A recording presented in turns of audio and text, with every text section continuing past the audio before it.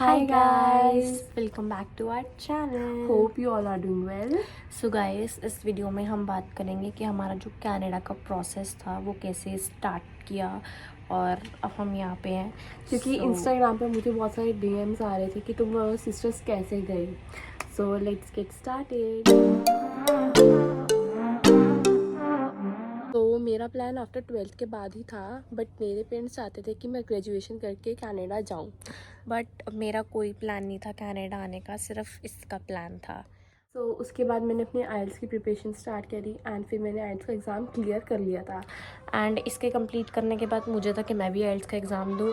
फिर मैंने आइल्स की प्रिपरेशन करी एंड फिर मैंने आइल्स का एग्ज़ाम दिया जो कि मेरा भी क्लियर हो गया था. इसकी मैंने 2 मंथ्स वेट करी एंड उसके बाद जब इसका एग्ज़ाम क्लियर हुआ तो फिर हम दोनों ने ऑफ़र लेटर के लिए अप्लाई करा. एंड जो मेरा ऑफ़र लेटर था वो अप्लाई करने के बाद विद इन 10 to 15 डेज़ में आ गया था. और मेरा ऑफ़र लेटर 35 डेज़ बाद आया. उसके बाद सिर्फ हमने एक ही कॉलेज में अप्लाई किया था जो कि था कॉनेस्टोगा डून कैंपस.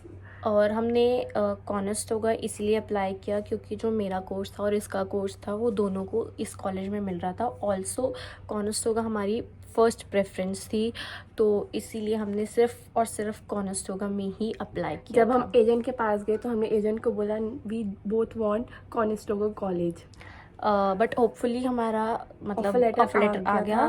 फिर उसके बाद हमने फ़ीस पे करी एंड देन आफ्टर डैट हमने थोड़ा टाइम बाद GIC पे करी और ये हमारा प्रोसेस 15 to 20 डेज़ का था. एंड उसके बाद फिर हमारा मेडिकल हुआ. हमारा मेडिकल सेम डे पे था, बट हमारी टाइमिंग अलग थी. मतलब हमें अप्रॉक्सीमेटली 3 to 4 आवर्स लग गए थे मेडिकल में सिर्फ. उसके बाद फिर हमारा बायोमेट्रिक हुआ और हमारा बायोमेट्रिक सेम डे पे था, सेम टाइमिंग थी.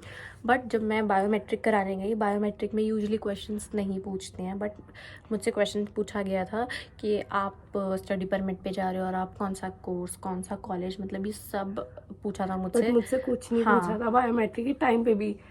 उसके बाद हमारा बायोमेट्रिक का प्रोसेस स्टार्ट हुआ और हमें शाम को मैसेज आ गया था कि तुम्हारा प्रोसेस स्टार्ट हो चुका है.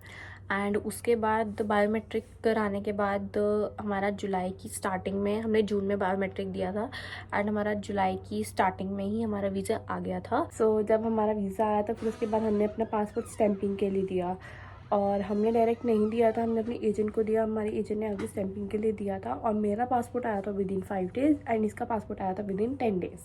एंड उसके बाद अगर हम टिकट्स की बात करें तो जो टिकट्स हमने पहले ही कराई हुई थी, हाँ, बट हमारी होल्ड पे थी, हमारी कंफर्म नहीं थी टिकट्स. और इवन हमारी सीट भी कंफर्म नहीं थी क्योंकि वो रिफंडेबल थी, तो इसलिए हमने पहले ही कराई थी. क्योंकि जब भी आप अपने इनटेक के आसपास कराते हो बुक तो आपको बहुत ज़्यादा कॉस्टली पड़ती है, तो इसलिए हमने पहले कराई थी क्योंकि हमारी रिफंडेबल थी. बात करते हैं शॉपिंग की, तो मैंने अपनी शॉपिंग पहले ही स्टार्ट कर ली थी जब मैंने अपनी आइल्स क्लियर करी. बिकॉज मुझे अपने ऊपर इतना कॉन्फिडेंस था कि मुझे कनाडा जाना है, क्योंकि मेरा शुरू से ड्रीम था कि मुझे कनाडा जाना है. एंड जो मेन शॉपिंग थी वो हमने अपने वीज़ा आने के बाद ही करी थी शॉपिंग, जैसे यूटेंसिल्स वगैरह एंड और सारे कपड़े, तो वो हमने वीज़ा आने के बाद ही करी थी with in 1 month. So guys, हमारी यही स्टोरी थी जो कि बहुत ज़्यादा लोग पूछ रहे थे कि तुम दोनों सिस्टर्स कैसे गई, क्योंकि ऐसे बहुत रेयर चांसेस होते हैं. हमें देखो मोटिवेट हो, आप भी आओ, सारे इंजॉय करो Canada life. If you like our videos then subscribe, like, comment and share our YouTube channel. Bye.